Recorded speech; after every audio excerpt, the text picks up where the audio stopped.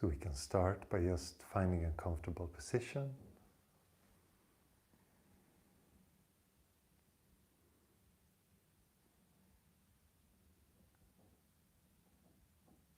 Notice the body, the sensations of the body.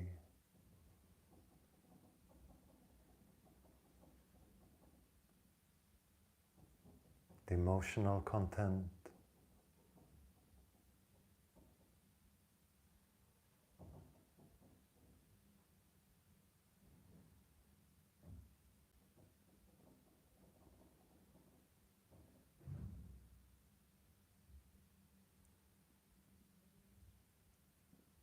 And notice thinking.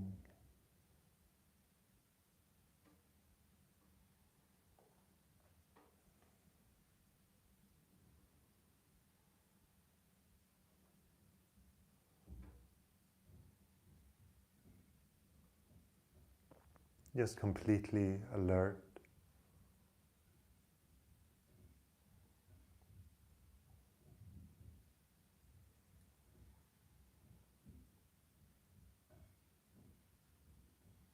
Completely aware.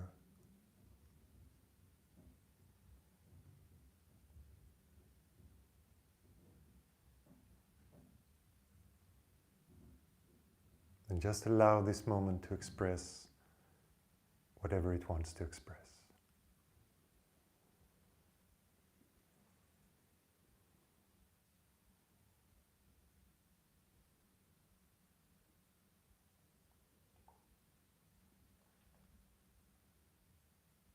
There's no need to try to create silence. Just look at this moment and what is happening in it.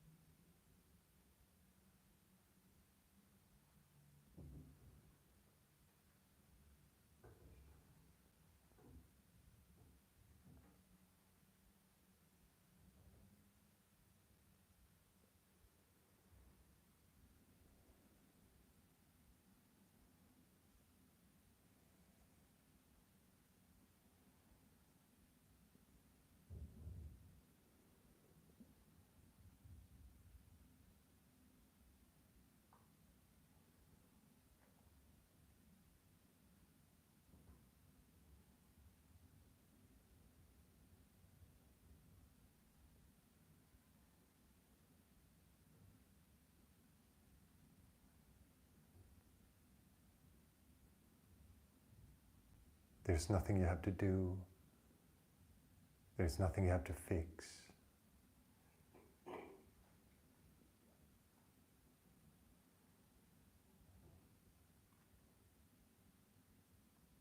Just stay.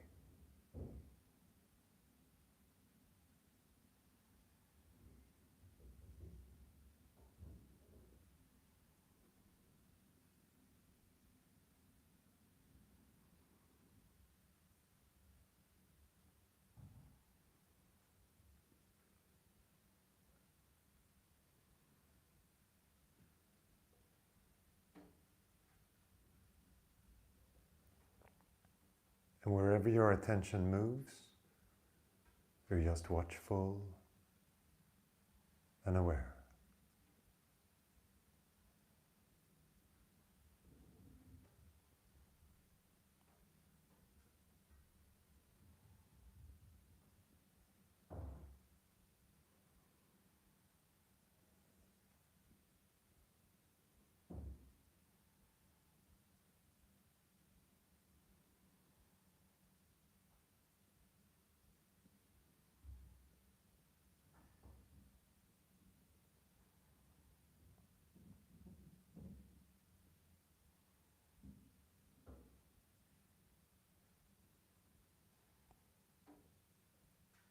If thoughts come, you just allow them to come, stay for a while, and go.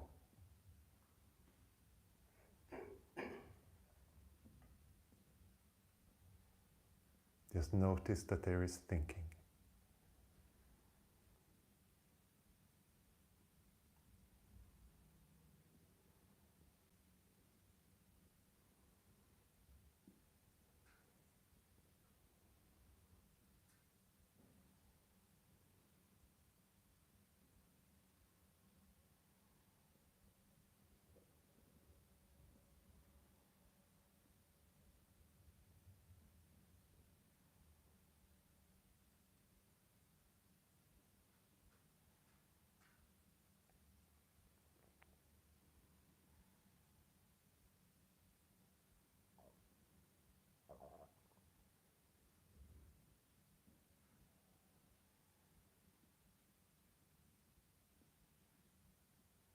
And if you get drawn in by the thoughts, as soon as you notice, you watch again.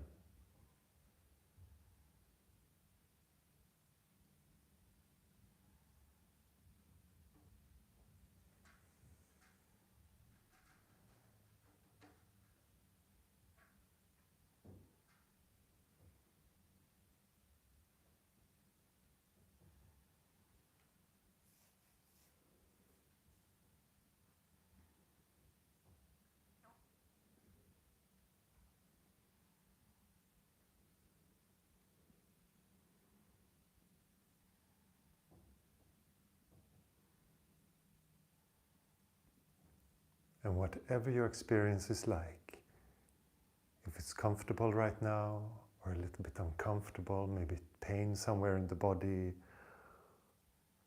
or uncomfortable emotions, you just notice. Stay with them.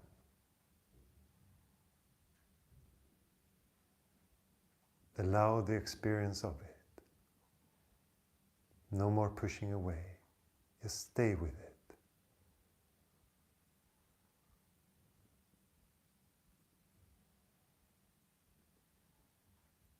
Like you embrace your whole experience.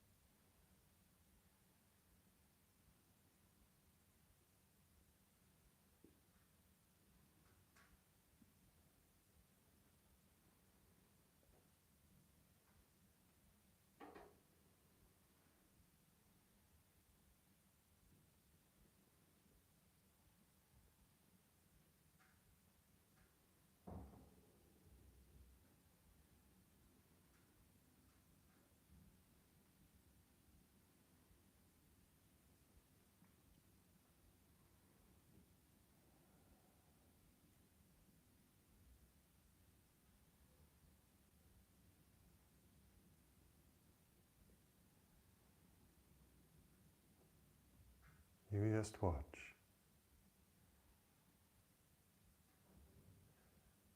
Even if some thoughts can seem to be almost magnetic, just stay.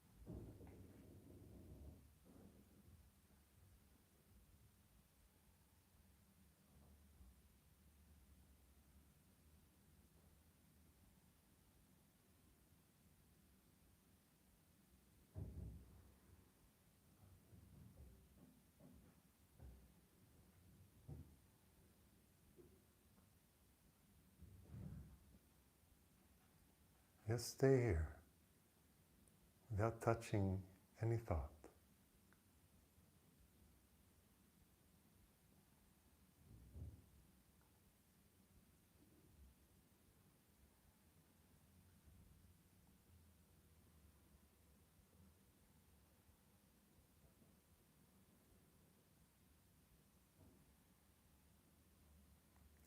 Even if this non-engagement in thought can feel like it's a bit disorienting, just stay.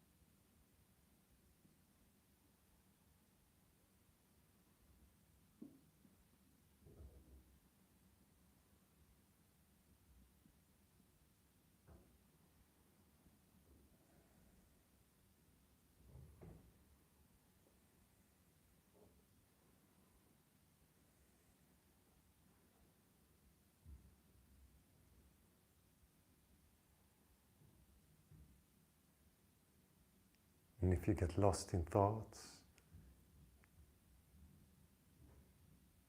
you come back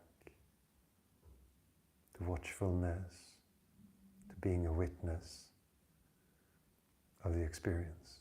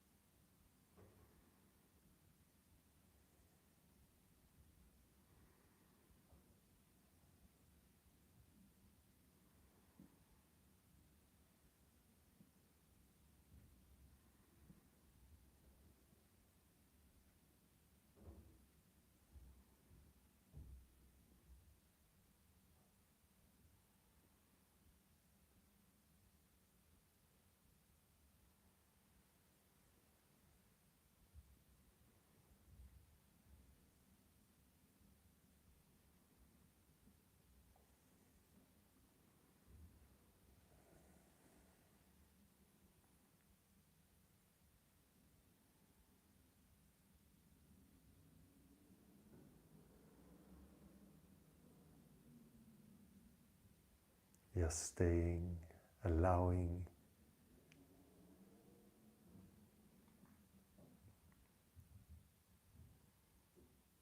thoughts to come, allowing feelings to be felt. Whatever is experienced through the body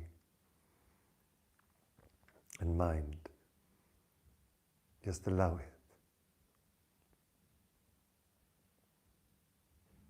No need to relate or holding it back. Just let everything move naturally.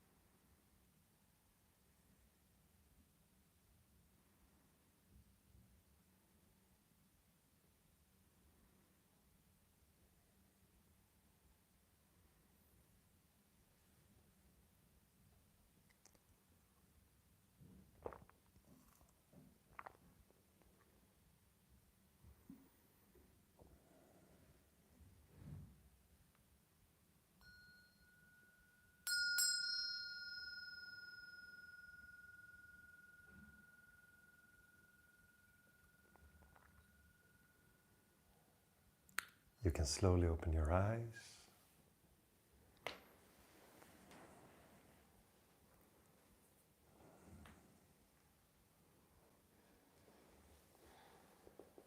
Move your body.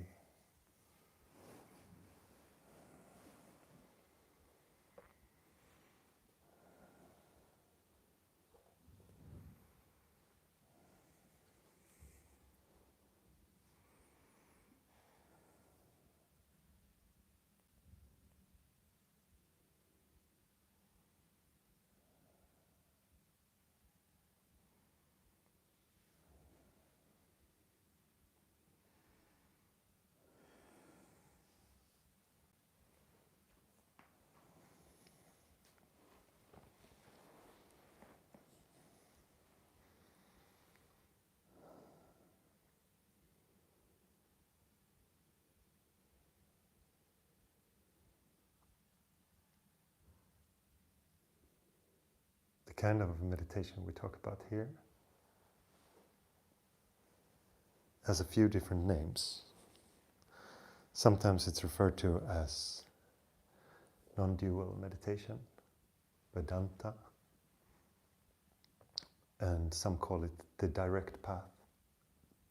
It's also another name.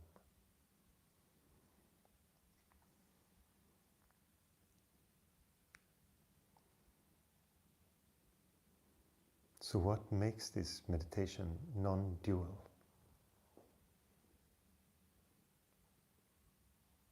Why is it referred to as that? Most people experience themselves as a separate being walking around in the world. So the world should be dual.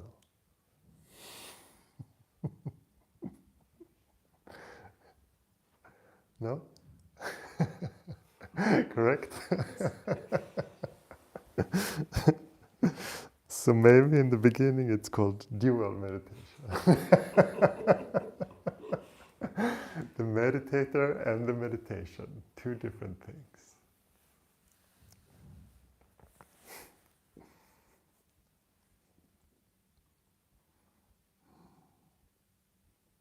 Because the whole key of it is in that.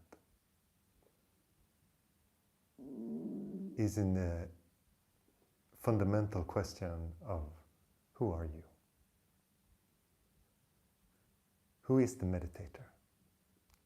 Who is the one that is seeking something? Happiness, freedom, enlightenment, whatever it is. Who is the seeker of that? And you will say, I am the seeker of that.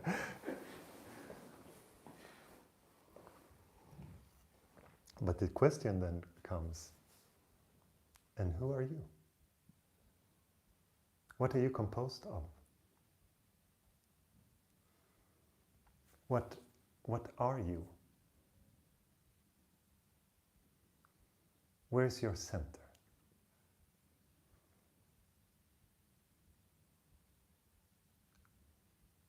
Where is the person that refers to I? Where is it located? In the brain? In the heart chakra?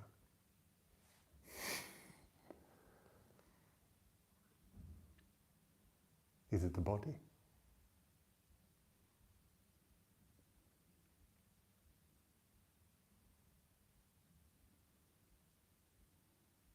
And all these things that we talk about, can they not be perceived? In meditation, can you not watch your body? Can you not watch the feeling of the heart chakra? Can you not watch the thinking? So who is the non-changingness in you? What is the non-phenomena that can know all phenomena?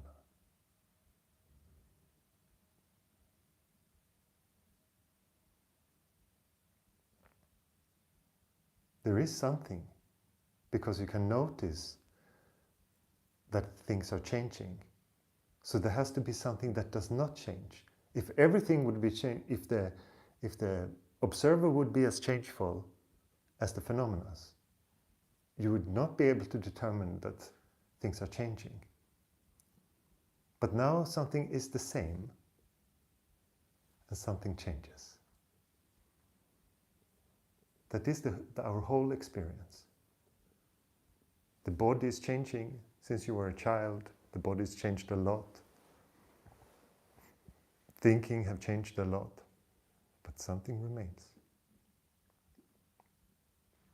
Something could observe when you were a child, and something can also observe now.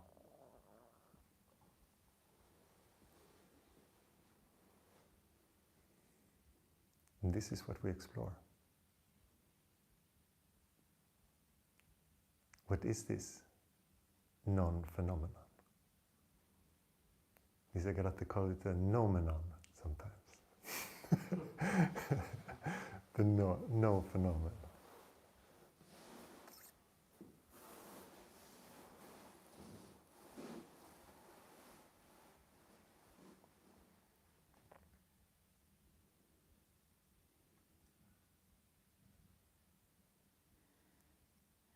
And what attributes does it have? Or doesn't have?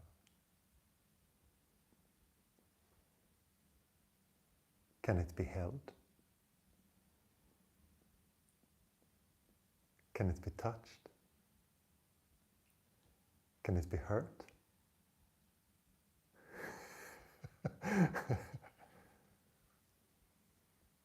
Can it be destroyed?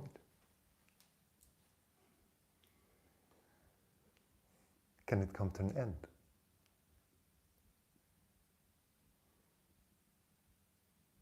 And if you don't know, you can examine and find out.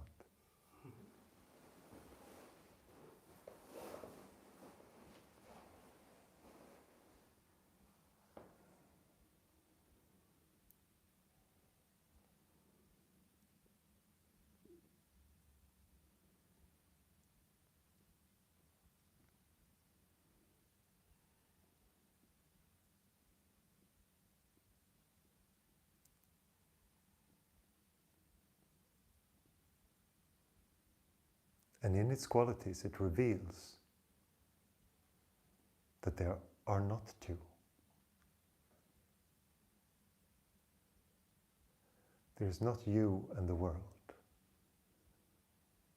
There is just experiencing through beingness.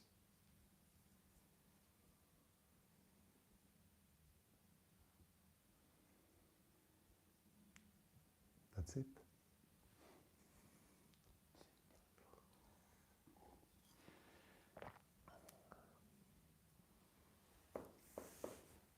It can be described in so many ways. It just is. The isness of the present moment. The timelessness. The infinite. Whatever you like. But the words are not important. They just describe something that is indescribable. That is the nature of everything.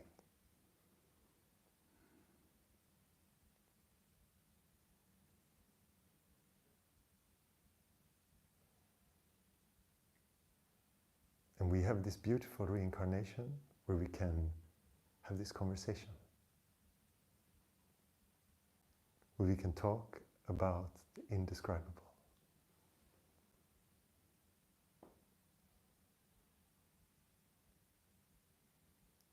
And if you look in this moment, that is what satsang is for. To look in this moment.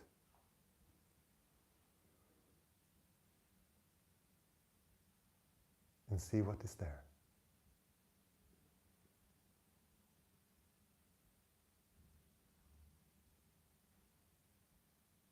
This subtle stillness that is prior to everything. Prior to the idea of me.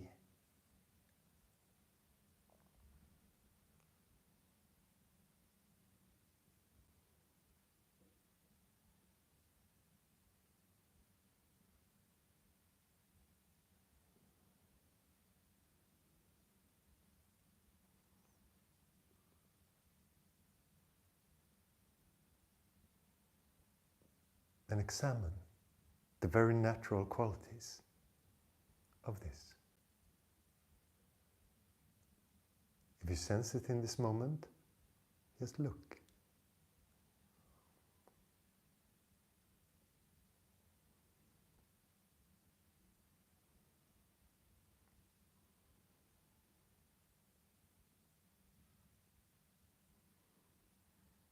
At first you will say, oh, it's a very subtle quality.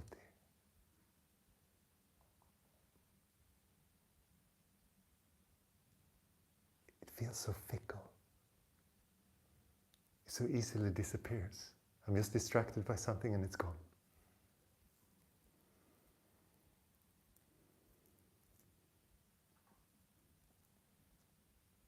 But that is just how it seems through the mind. Because it is always there.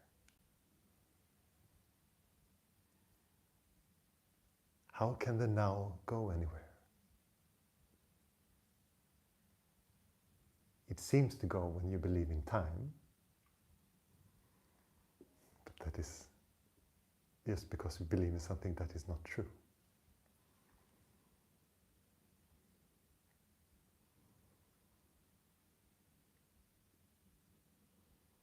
It is always here.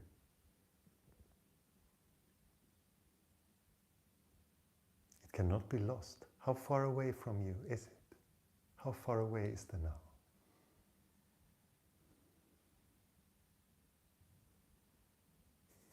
Is it far or close?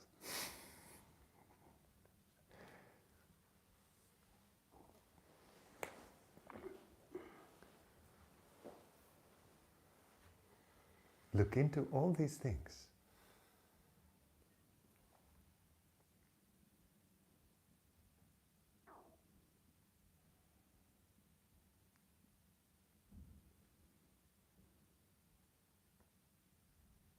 If you have questions, you're always welcome to ask them. Also you on the stream. If you want to write it in the chat, you're so welcome.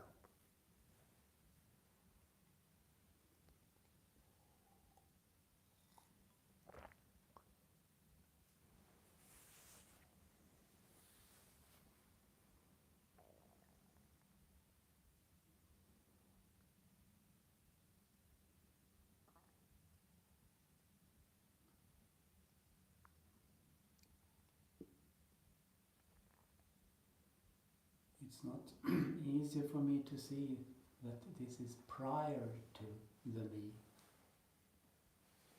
No. No. Because that depends on your definition of prior. Yes. And how you look at prior. Because it's not prior in the sense of it's really prior. It's not just before. like a thoughts are always the relationship to them is usually in time and how they happened. But this is prior in experience. But you have a deep sense of being, right? You have a sense of I, yes. This aspect, the deepest version of that aspect is just this moment, expressed as I. That is the human experience. But we take this I and put it as a label on other things. We experience the body and we say, I am the body. A thought comes, I'm very happy today. Put the sticker of I on that. And then when you don't feel happy anymore, now it's going. Something went wrong. And all the relating that happens with sticking your I on that. So you could also say that you are nothing. Because it's not a phenomenon. It's not a label or an identity. It's just this.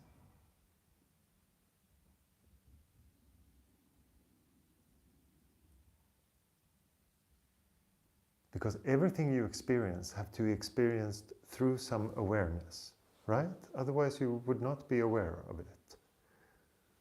So there is a quality, even though it's not a phenomenon. You can understand that there is a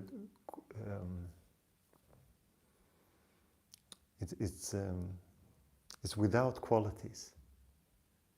Cannot be touched, cannot be sensed in the way that we're used to sensing things. It's not like a thought. We think of thoughts as very subtle things, but this is usually experienced as more subtle than thoughts. Thoughts are quite rigid compared to awareness. So for most people, this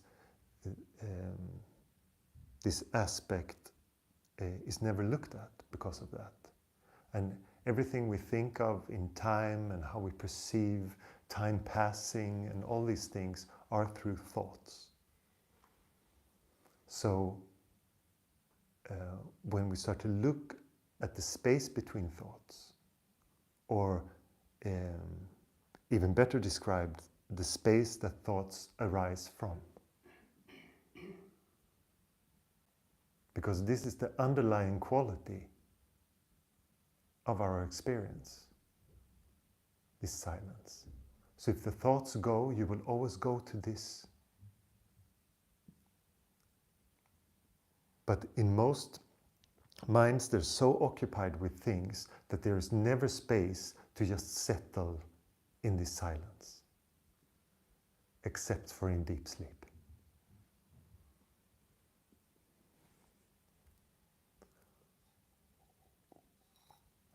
And in deep sleep, no body. No thinking, but still you wake up oh, it was wonderful. And some people even say, I don't really want to wake up.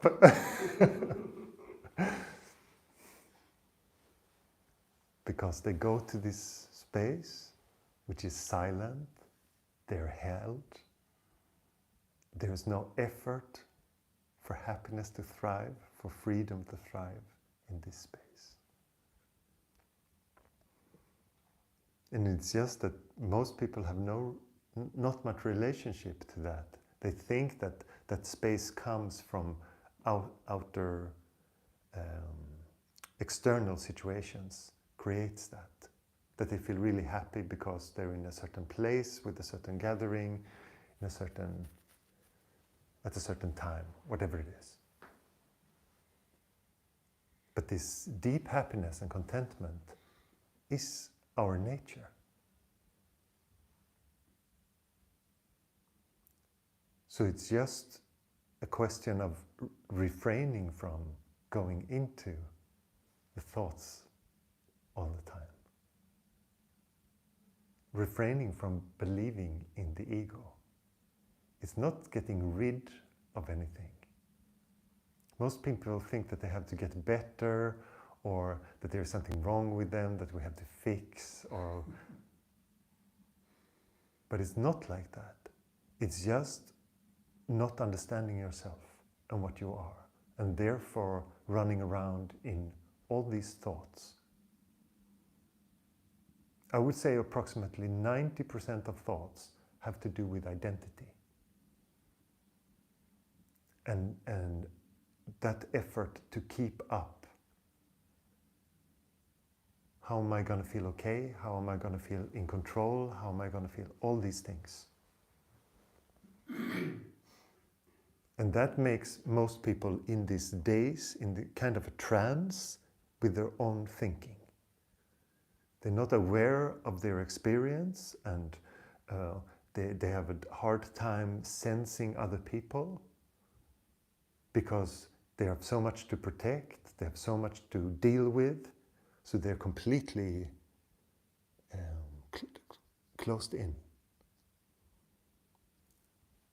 This is what we call a normal, healthy human being.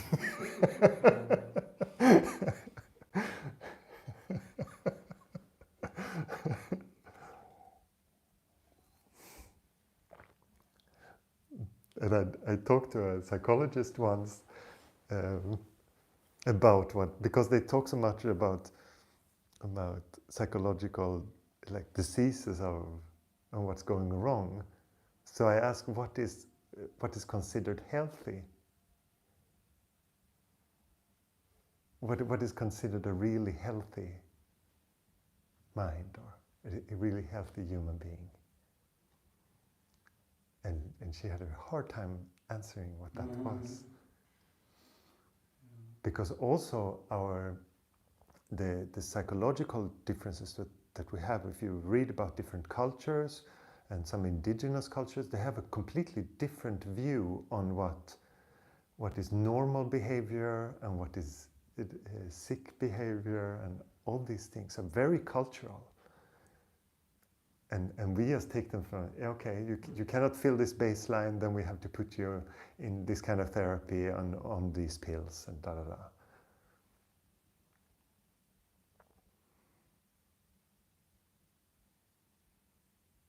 And that is just to be productive and to work in society and to be able to have a job 40 hours a week. And when people are not capable of that, then there's something wrong and they have to be healed from that. But I think for some people they should just not work 40 hours a week. They should live a completely different life, but we have such a normalization of how people are supposed to be that there's very little understanding of that. And that also makes the exploration of what real mental health is.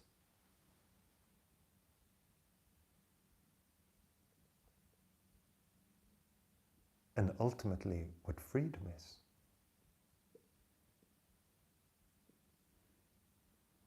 What is it to be free? To feel content? What does it really mean?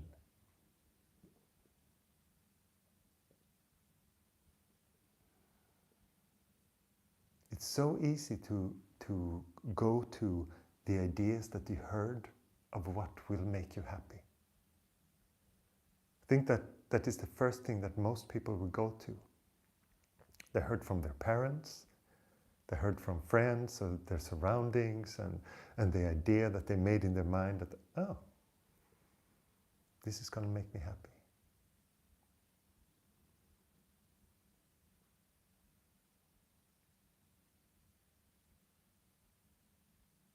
And happiness is so different from what most people think that it is.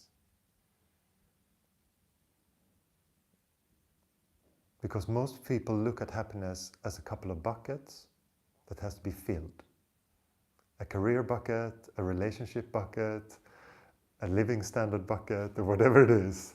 And then if you just pour enough in them, happiness.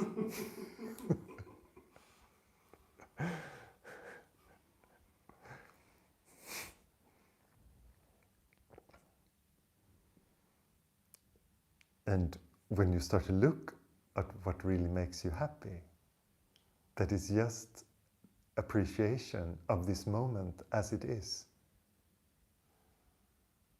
then so little is needed.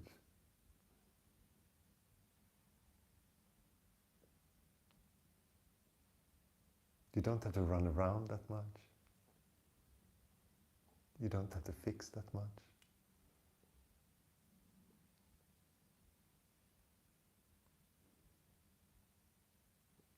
And this seems to be also the part that scares people in meditation.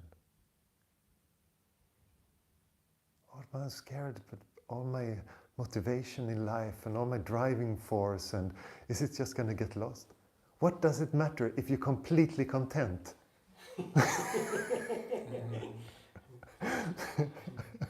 What is the problem? But the mind says,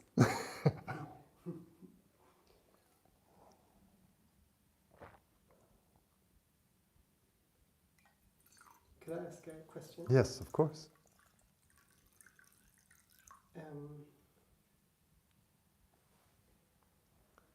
So I think I understand in meditation what it means to let go of yourself. I think I have some idea of what that is. And mostly now through self-inquiry, I feel like I've a few times come very deep and just feel like I can just leave the world and just be in this place. And it's just really amazing. And then, obviously, at the end of meditation, we have to step back into the world. And I wonder, with your experience, how I feel like I need to sort of join up these parts of me now, that I can sit and meditate and feel quite content and not really need much. And then when I come out of that, to go into work and stressed people and stressful situations around me, they don't seem to be as stressful for me quite so much as they used to be. I think it doesn't seem all that important right now. My work doesn't seem to be as important as it used to be, I think. But I wonder how, with this idea of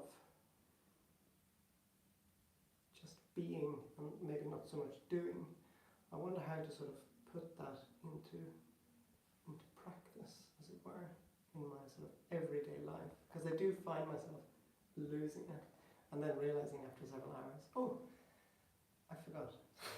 Yes. But this is already very good. That reaction is very good. That you realize that you forgot. Because in that realization, you're back. You're again watching from awareness. And that is the way. It is to stay with that in other situations. In the beginning, on your pillow, and in that moment, and when you have a firm grasp of that, You start to, when you do simple things around the house, you're cutting vegetables, you're doing the dishes, all these simple things, cleaning, whatever it is, they can be super enjoyable because you just use them to I can stay aware, I can watch myself cleaning the floor, okay? And you just come back and come back. In those simple tasks, it's easiest. And then you move on to try in conversation, to see what is spoken in conversation, to see conversation happening. And then it needs even more of you when your mental capacity is there and your creativity and whatever you need for work is there, then it's even more challenging and people will be around you. You don't take this seriously, Richard. I can see that you're not really hurrying like the rest of us here. And that kind of stress, and they want you into your circle, and you see, oh, you watch. Okay, it triggers. And everything gets very beautiful and very, very interesting in that way, because you just test your resolve in staying aware. You just bring it with you everywhere. But you start with this, like a little ladder. The easiest step is to not distracted by anything sitting on your pillow. But next step is doing simple things. And you can do, after you are done with your meditation, just don't, because it's so easy to compartmentalize it, to just cut, and then you just, the mind comes back like that. So the first thing you do, you just walk around the room a little bit, and you just stay in the same sense. Just 2 minutes after you've finished your meditation, you just walk around the room a little bit. If you feel gratitude, you can just say thank you. Very, very simple practice. And just staying aware. And then just bring it into everything. The last time I saw my teacher now, 6 years ago, he's there in the middle. He told me to never stop practicing. And this is what he meant. To just bring the practice into everything. And he at the ashram, we sat 7 hours a day. And then we did chores, like we cooked food every day and make breakfast and dinner. And did some simple tasks. And you just stay aware. And when we fell off, he reminded us, Atmananda! You hear that I'm talking with the others. Lost my way a little bit, and he just put me back again. So beautifully.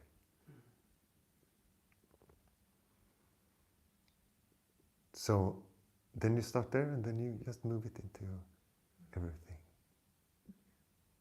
You get curious of all kinds of things. Can I stay aware while playing video games? Can I? I should try. all these situations. Yeah. Yes. Even the ones that are challenging for the mind. You just see how they happen. Yeah. Stay with them. Does that change then? If you are sort of aware pretty much all the time, does it change? I guess I'm curious as to where it leads. Maybe I'm stuck in time a bit, But what it does is that it creates a foundation that is not moving. So even though it can seem like things in your life are very dramatic, oh, you lose your job, you have to move, you have to, there's a lot of things going on, there's divorce going on, whatever it is that's happening, there is still this. So that makes the drama not feel so much like drama. When you're identified with every thought, it's like a roller coaster. You really have to go. You have to go through the motions every time, and so much up and down, and it takes so much energy. And with this, it's like, okay, the waves are moving, but the sea is too deep to be touched.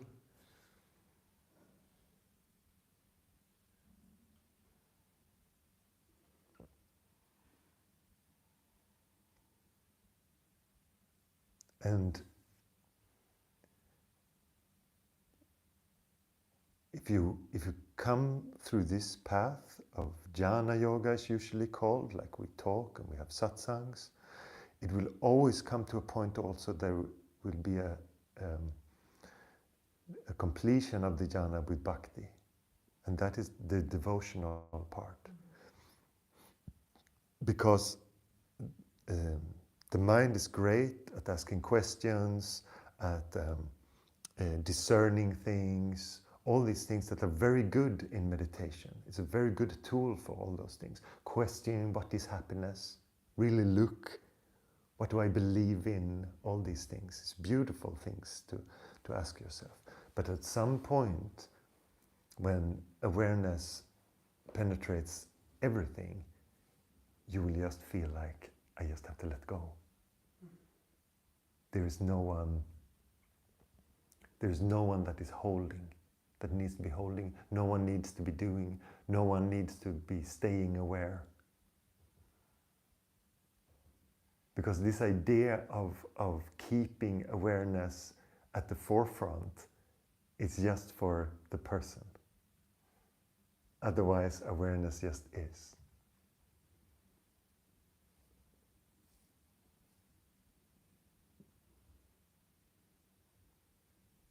So effort is in a sense needed, but it needs also be abandoned as the meditator needs to be abandoned.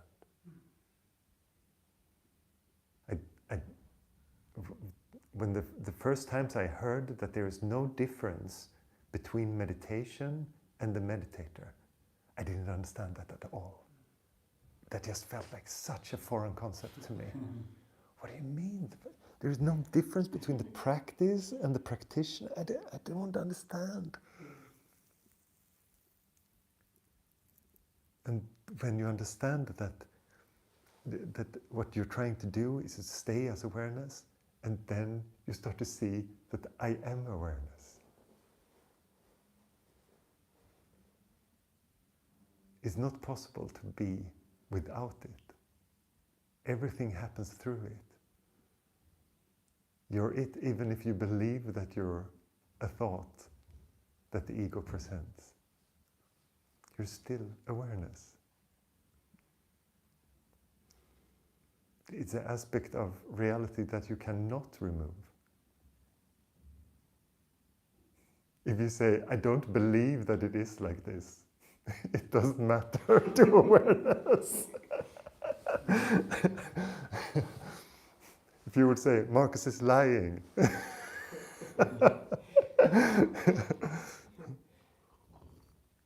awareness doesn't care.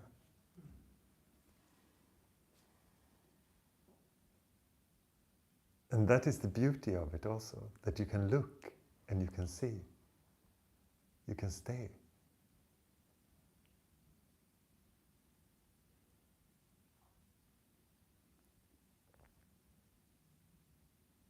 So you don't have to believe, but you have to trust.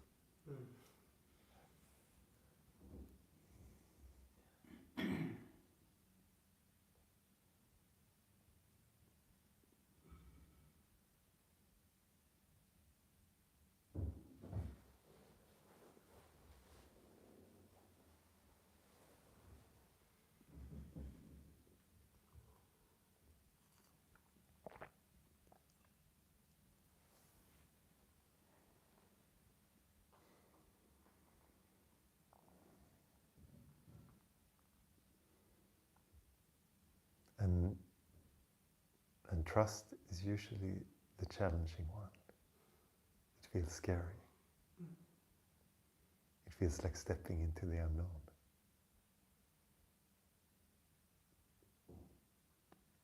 Will the universe catch me if I let go? Or will I become what my fear says that I will become, crazy, or no one will understand me anymore?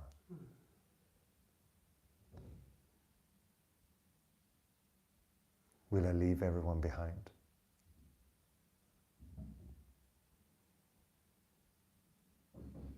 These are the feelings that arise.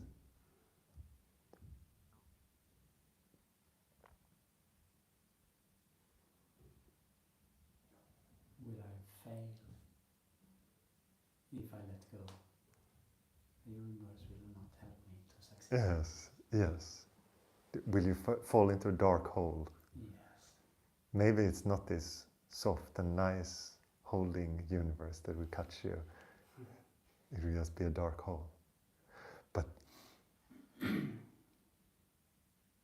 the beauty of how things unfold is that they're not always nice. And that is great that it is like that. That it shows you exactly what you need. And then you can resist it and become a victim, or you can accept it and it can become wisdom. Whatever you like, you're free. Thank you. You're free to be free, or you're free to be bound. Whatever you like. Because and in that sense, the more you start to see how the Dharma works, how the laws of the universe works, you won't resist the laws. Why would you? It's like saying, I don't really believe in gravity. I'm going to act like as if gravity doesn't work like it works. I'm just going to jump from the balcony and I'm not going to go through the front door anymore. You can do that, but it will be very painful.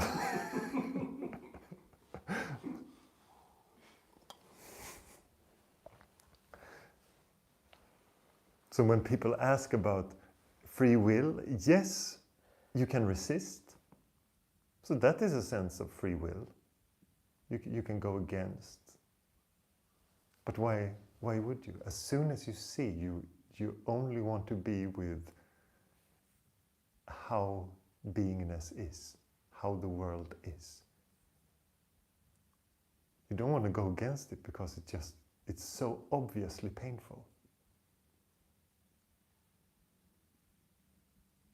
And even if everyone around you says, this is a stupid choice that you're making, and you just feel there is no choice. I can only do this.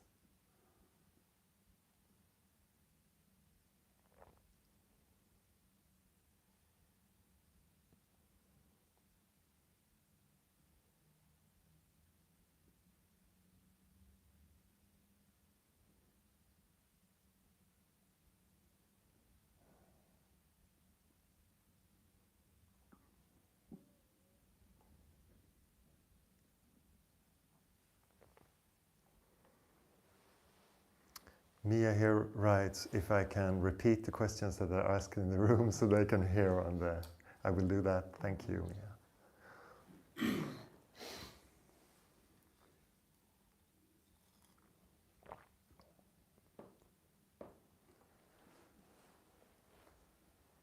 Could I ask another question? Yes, of course. Do you think the suffering is necessary? It seems to have been necessary for me to understand myself Yes. better. So the question is suffering necessary? And he says that it seems to be necessary. I think suffering is great. Because it reveals so much about how we're not in line with what is. And it just, it often, and what we consider like crisis or hardship or depression, all these things that can happen in your life, usually just propels people to investigate. It's so common that like the majority of people that I meet that are interested in meditation, almost all of them have gone through something. Because if everything just feels fine and you can hold your nose above the water and it just, then it's very likely that you will just continue with that. Even if you feel that it's, maybe I should change, but it works as it is. It's so easy to be in that. But when you hit the wall, then there is no choice. There's no possibility to. It feels like, okay, it's here and now I have to go somewhere else. This is the end of that. So many of those things that can feel very harsh in your life and really grind you in a hard way, that it's beautiful. And then again, you can go with what the universe suggests, or you can resist it. But if you resist it, you get bitter and you say that everything's against me and I'm a victim and blah blah blah. This is the narrative. It's so easy to hook into that narrative. It's everywhere in society. You can be part of a certain group that feels disenfranchised, and you just go into the victimhood of that group very easily. So easy. It's much more difficult to stay with what is, and to not go into that, even though someone else might suggest it to you that you're a victim of this or that, and to just stay with it. And I think that's why it's mainly people who have went through something dramatic or life-changing that starts to have an interest in. And when I look at the experience in my life, from my childhood, I was depressed as a child, I had a lot of problems with anxiety, but that just propelled me very, very quickly into asking good questions about what is happiness, what is freedom, are adults really happy?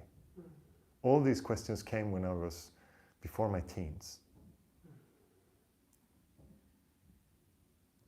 So, and that is so helpful.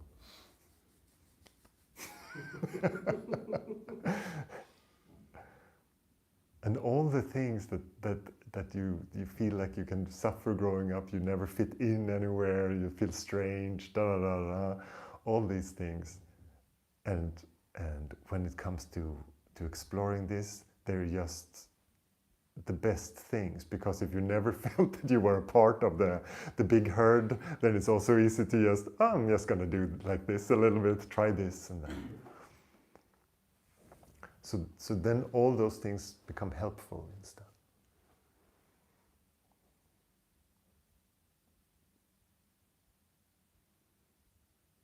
So it can feel like a lot of hardship and very tough times, but it can also feel like it just created the perfect storm for this to come to this point, to ask that question.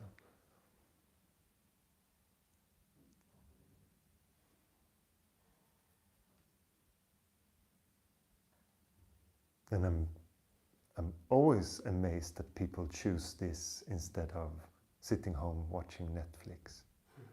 Because it would be easier, would be more comfortable.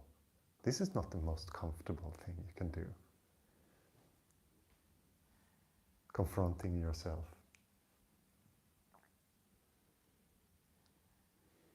Talking about what really is. Many people use their whole life to avoid this. Like this would be torture for many people if you put them in this room.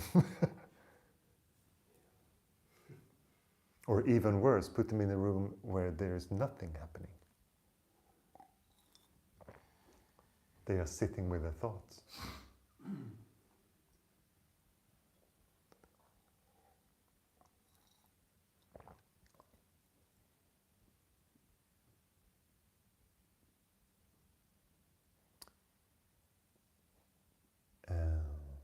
And Mia writes, in your experience, how do you align more with the universe? I think that we pretty much talked about this, but I can talk about it more. What I called Dharma is like the laws of the universe. And what meditation is essentially an exploration of what that is. How do I stay in line with the laws of the universe? And the funny thing is, that there is no one that has to stay in line with it, because you are that. So the best answer would be to find out who you are.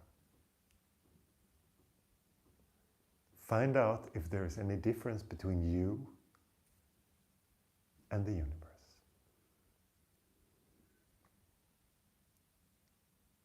And if you really look at it, it's not such a strange question. Because what is it that makes part of your experience you? Why does the experience that you experience stop here?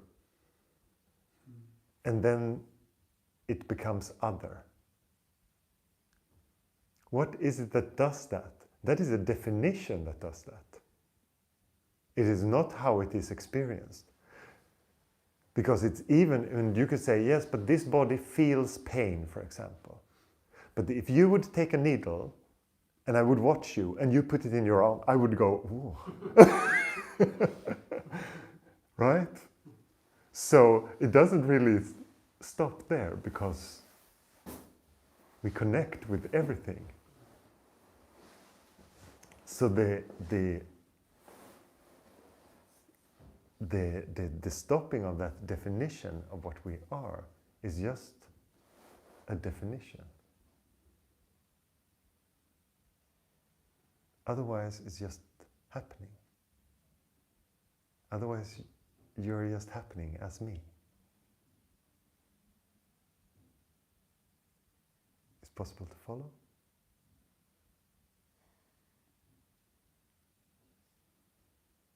Say more.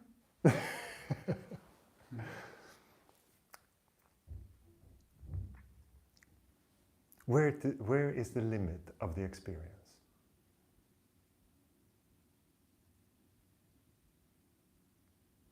Is there a limit to it? What is needed for the experience of a limit to be there? I cannot feel anything happening on Mars, can I? No, but it's just that this is just the now that you experience, and what you experience through the senses. This is all there is. Then there is an idea of something happening on Mars right now. But in this experience, we talk about the now, not a fiction of something else. What is experienced? Is there a limit to it? Why is not all of it you? Just contemplate on it. All of it. All of experience. All of the experience.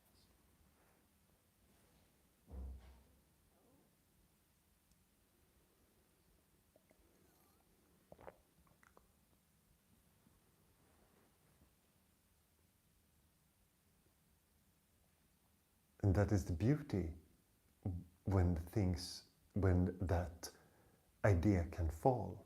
And it happens to people all the time. Sometimes they have such an intimate meeting. Sometimes you talk with someone and it feels like the words are just building beautiful exploration together of subject.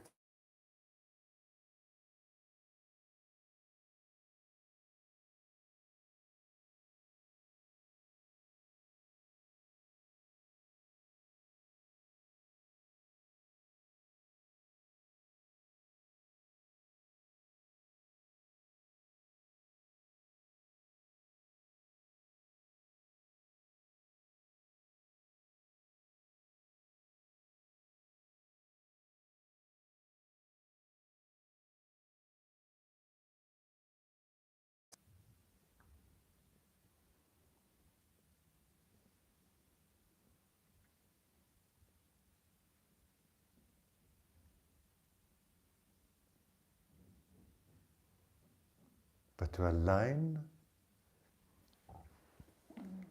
with the universe and to align more with it, just know who you are. You don't have to look up the laws of the universe and try to align yourself with them. Just look at the one who is trying to align and see if there's any difference between that one and the laws itself.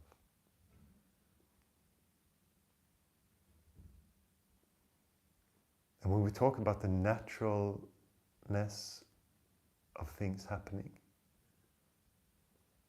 to allow everything to be natural, that is to allow everything to be as it is.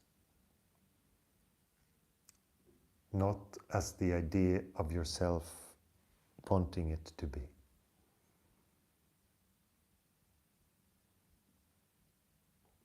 That's why all these concepts that are very common in our culture and not very normalized to be indulging in, like expectations, hope, these kind of things that are very time-oriented, or seem like very normal things that you are longing for your next vacation or your birthday or whatever it is. Santa Claus. Santa Claus. Yes, but that is the child version. But the adult version is, oh, I'm longing for my vacation so that we can go to Mallorca and I can be at peace at last. And all those things become so heavy because they can so easily be lost. And when you come to your vacation, your grandmother dies, and you have to fix with everything with the funeral, and it just takes the whole vacation. You can't go on the trip, and that's all you do, and taking care of people grieving or whatever it is. So suddenly, just life happens as it happened, and when we have these expectations of this is going to save me. I work too hard now, I'm burning myself out, but this break is going to save me. That kind of life is very brutal. And it also, all these ideas takes away from the now. It says that the now is not as it's supposed to be. Well, my life starts later. And some people even have that pushed to retirement. Yeah, I'm working hard now, and say, yeah, I don't like it much, but in 5 years I'm going to retire, and that's brutal. So all these ideas of time, and also people who are completely dedicated to a spiritual path, have the same things. Yeah, I hear you, but I think I need maybe 10 more years of practicing before anything big will happen. And you create all these hurdles, all these obstacles because of it. All these ideas in time that are... When I get enlightened, then... Yes, yes. Then all my problems would be solved. Yeah, of course.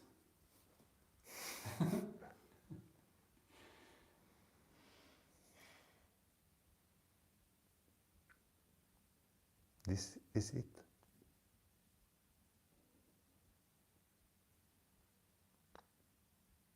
Time is just an idea. Future is just a fantasy. The past already gone. This is it.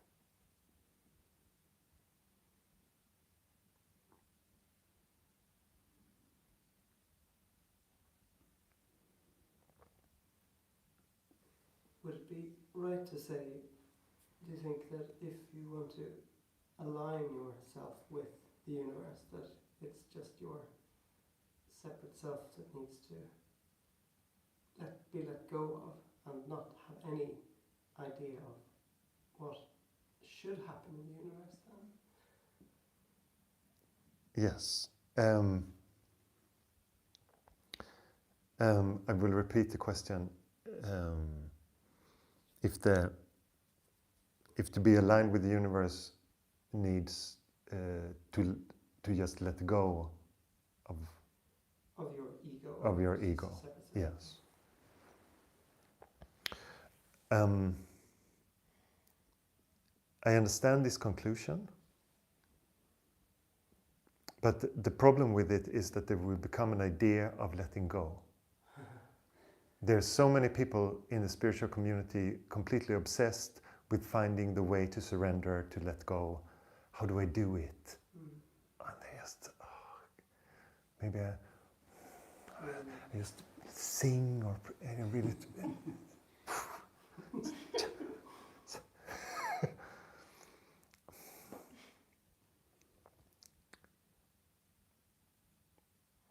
But you really don't have to get rid of anything. You just have to see that it's not true. And the eyes that you're looking at the world, I just saw it all wrong. I just thought that I was a person, that life was happening to, that was on a spiritual path. I was trying this, trying that. And that it just is.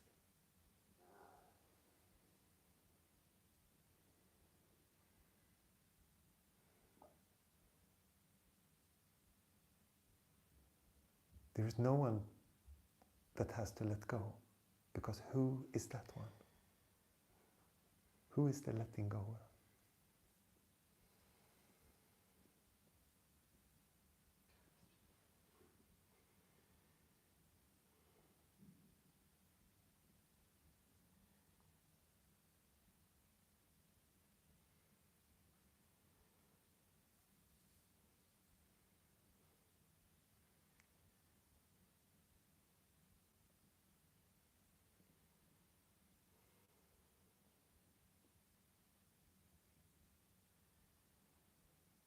You don't have to dispel the illusion.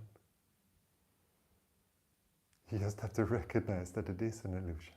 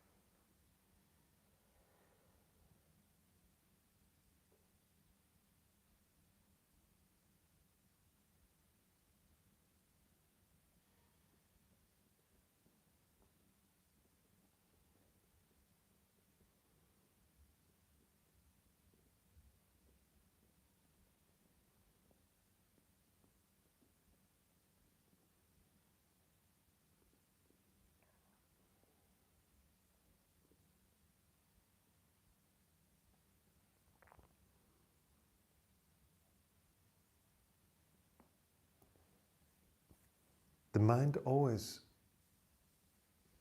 falls into the same trap. It is that it wants to use the mind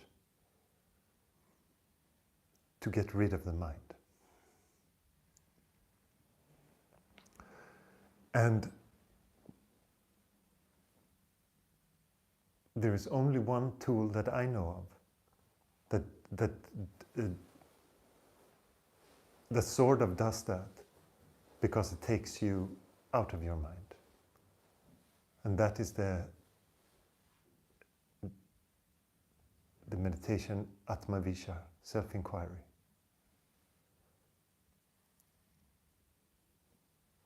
Because it goes to the core of exactly that problem. Who is trying to get rid of the mind? Trying to get rid of the ego? Trying to silence the thoughts? Trying to be free? Searching for happiness? Who is? because all those things require the idea of that there is a doing that is needed.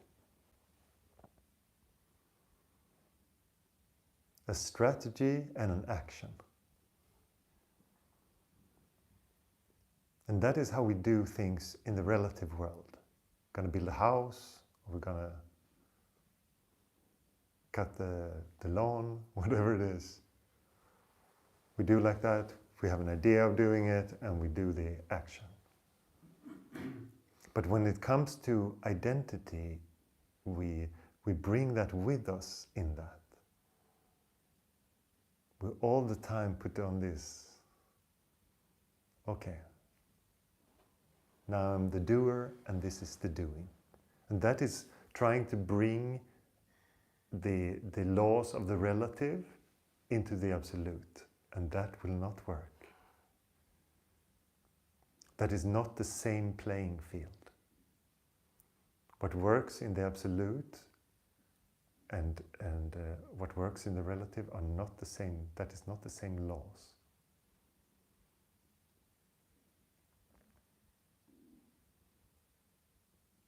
Because the ego would love to say that I am now free. I am content, I am enlightened, whatever. And would love it like a medal, put it on. I did it. Yes. But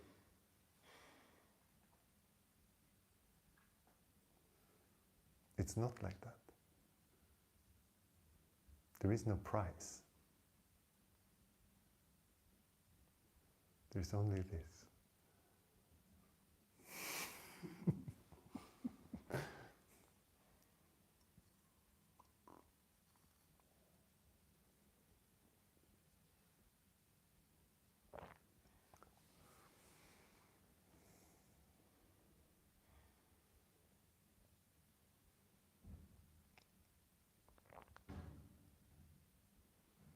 And in one sense, it's really obvious. Because it is something that is always here. And usually when I talk to people, even though they never heard of meditation, and I talk about, yes, but there is really nothing but the now, because everything else is just a thought of it. Most people are just like, yeah. There's not a difficult concept to abide to. It's not something very so foreign or... Yeah, but usually the idea of what the now is very... They don't really understand that it's the now. They think it's, I'm living more for today. Or this kind of is usually the...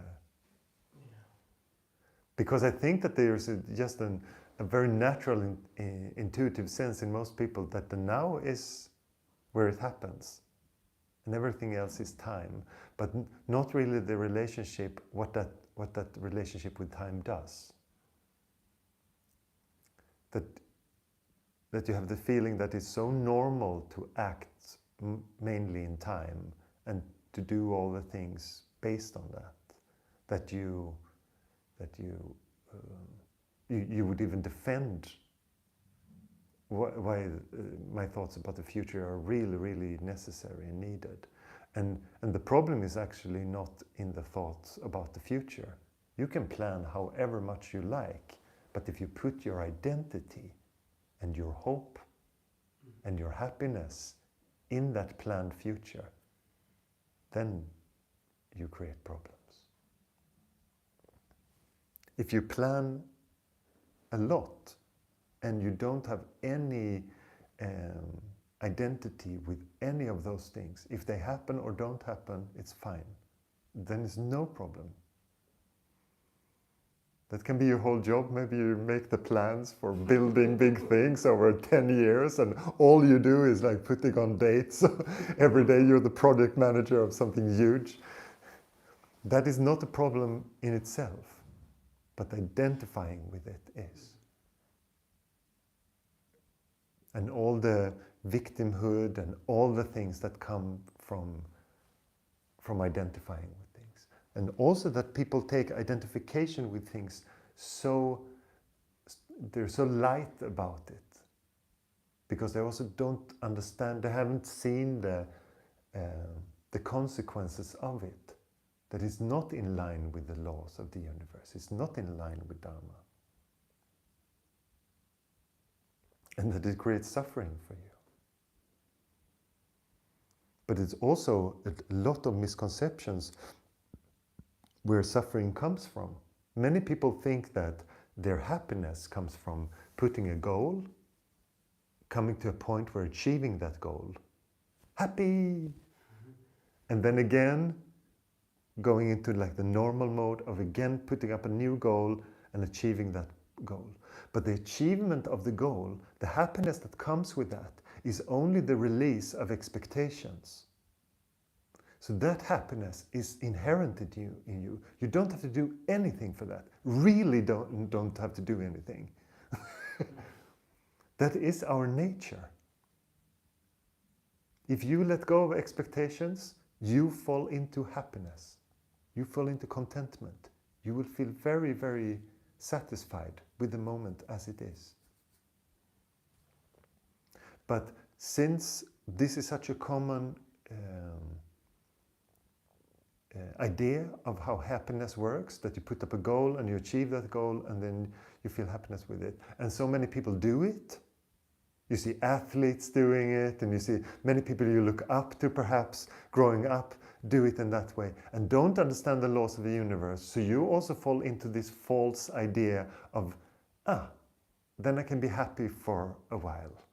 And you can see, like in sports events, athletes say, yes, I wish everyone could feel this happiness, and because they had so much to carry, and then they had to let it go, and then for a short while they feel the true freedom of the moment. But it has nothing to do with their achievement. They will really feel like it does, but it has nothing to do with it. Because it comes if you just sit and do absolutely nothing, and you don't engage in the idea of yourself, then it comes from that. And it's quite easy to look into that. It's just to do it for a while, be honest with yourself, and if you go into the ego, be very honest with, okay, now it's into there's something that feels like we're on a really good path and makes a lot of praise around that, and who is that?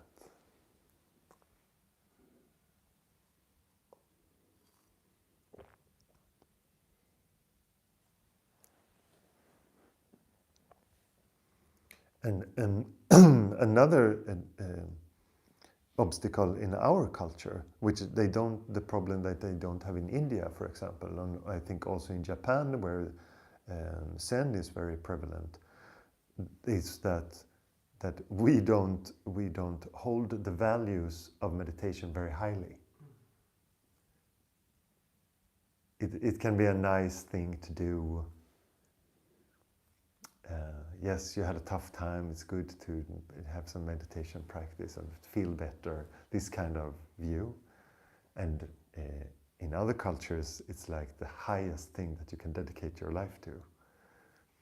So it was such a shock the first times I were in India, and I told people about, I'm just very interested in meditation, and usually responses like, we're in Sweden, we're like, what, isn't that just a sect, or is that all these strange ideas of very, it's such a fussy thing you're into. It's not really concrete, like the good stuff. It's just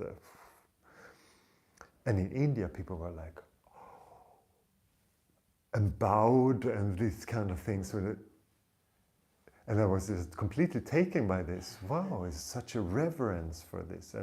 And when I lived at the ashram, we'd walk around in my monk clothes with my teacher, and the whole village go down and they're bowing and touching my guru's feet. and you see, like, and these are just normal working people in India.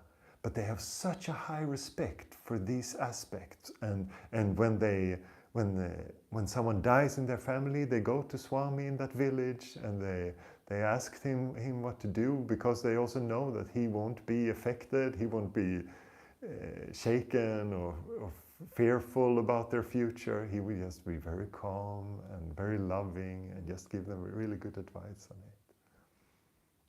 So it's just very, very simple, and we don't have that here. So that is also an obstacle for us when we practice, because people can be very skeptical of your what you do. But the more you get rooted in the stillness, the less those voices from outside. Even someone says, oh, that's just so weird, so freakish, you're just weird, and you just feel you just feel beauty. It's no problem.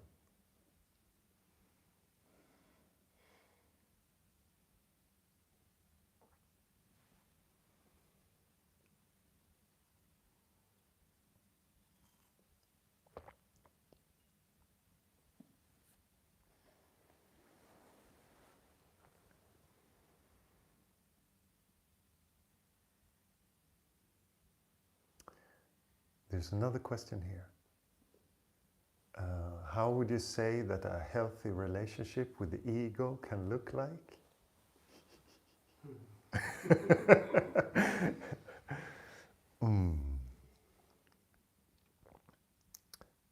Yes, for a while it was for a couple of years ago, I got a lot of questions about healthy ego. I think that there was some kind of buzz about that.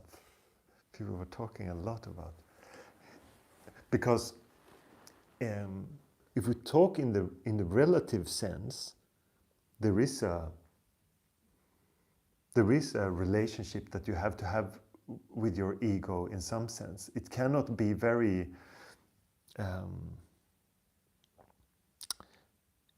it cannot feel very weak and fragile in a way. It has to crystallize in some manner, because otherwise it has a very difficult time to be challenged, and it will be challenged in this. But if we look at it deeper, there is no ego. That is not a thing. It is not real. So working too much towards having a healthy ego, if you have a strong sense that it's there, yes, do your therapy things, do your catharsis, your breath work things, all these things that can make you just express all those emotions and come to a point where you feel fine with that. But you always have to ask the question, to whom is this happening?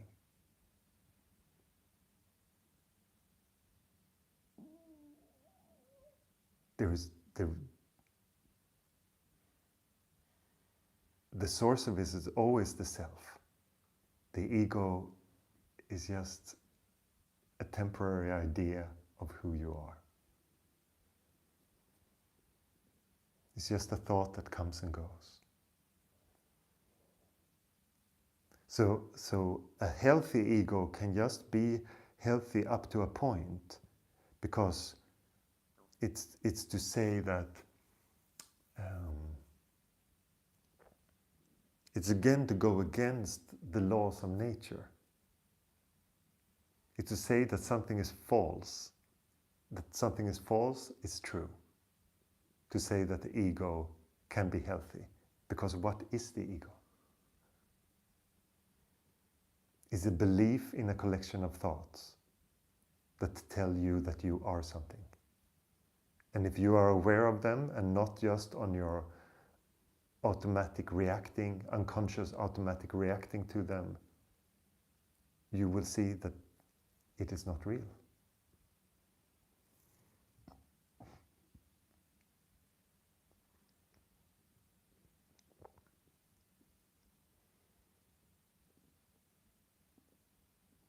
So in a way you can see that the egoic mind itself is not healthy, because it takes the properties that the mind has, that thinking has, and applies it to a person. And that can never be true. That's why we judge, compare, all this, because the mind is very good at those things. And they're great if you're building a building, building a house, or many things that the mind, all those things, measuring, comparing, all those things are great if you're building something or you're doing something in the relative world. But when it comes to your identity, it's brutal. Because as soon as you say that you are better, you can always be worse. If you build you up and say that you're strong, you can always be found out as weak.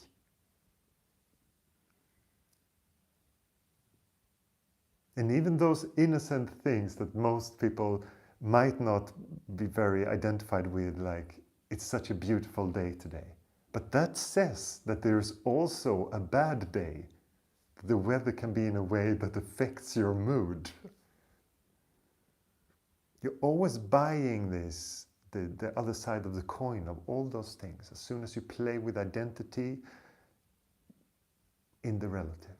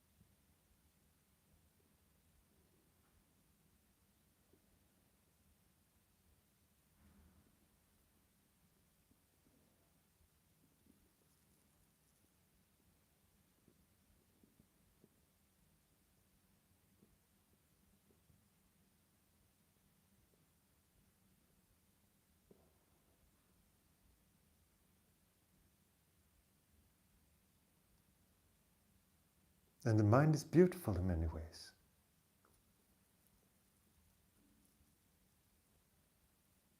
A very strong thing that we have in our culture is to question things. It's also a great quality in meditation. It can, of course, go too far. And if there is no trust, it becomes a problem. But otherwise, it's a great quality to have, to also. Does the practice that I practice, that I do every day, does it really create the results that I think that are doing? Am I diluting myself with the idea of my practice? All these things.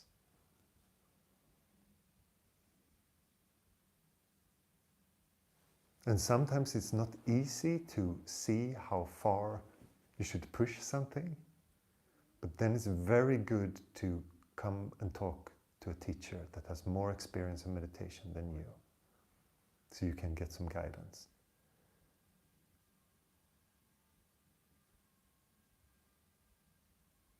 And when I practiced, I took too long to start going to teach. It took 10 years before practicing before I started to see. And then it just, so much happened.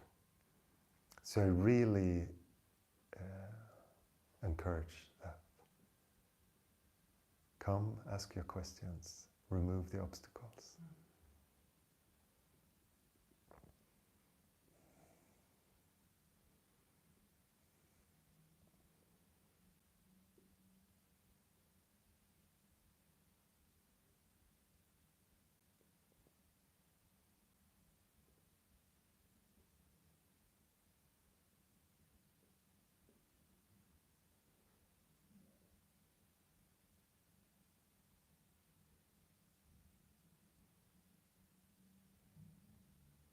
There are so many different types of obstacles.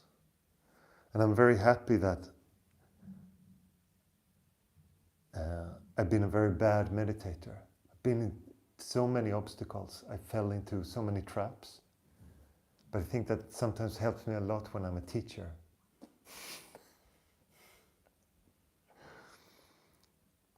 Took such a long time, in my experience, to get out of being obsessed by solving things in the mind. For such a long time thought that that was the solution. And I had so little faith. And when it was pointed out to me by Krishna, it was obvious.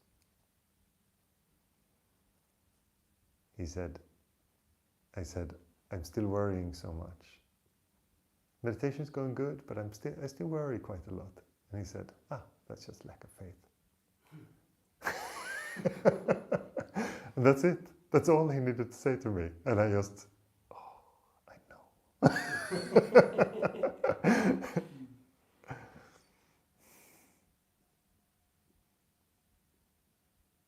And then I had to do all the things that I thought were stupid. Singing bhajans and bowing to pictures of teachers that I liked. All these things that prior to it seemed too religious.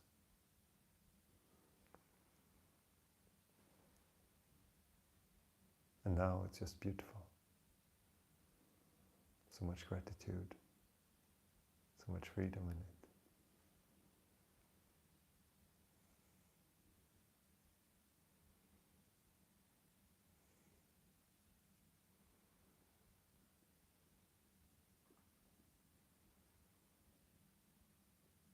The mind can still come and say that things are not possible, or it wants to explain an outcome.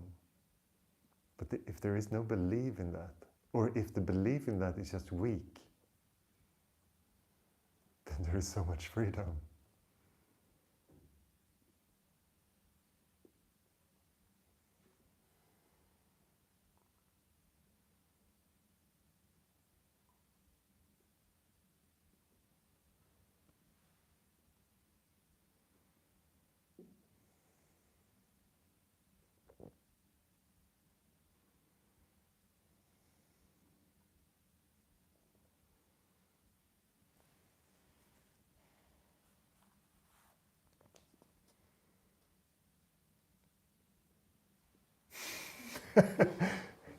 You're nodding at least, as soon as I bring this.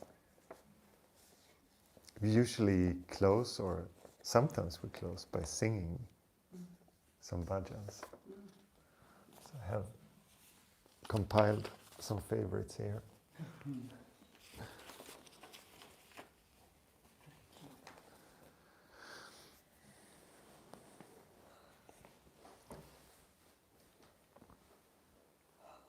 Which one, Sanna?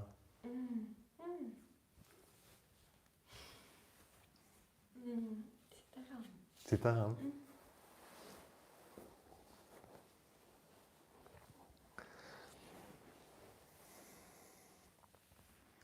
Sitaram, Jai Jai Ram. Sitaram, Jai Jai Ram. Sitaram, Jai Jai Ram. Sitaram, Jai Jai Ram. Sitaram, Jai Jai Ram. Sitaram, Jai Jai Ram. Sitaram, Jai Jai Ram. Sitaram, Jai Jai Ram.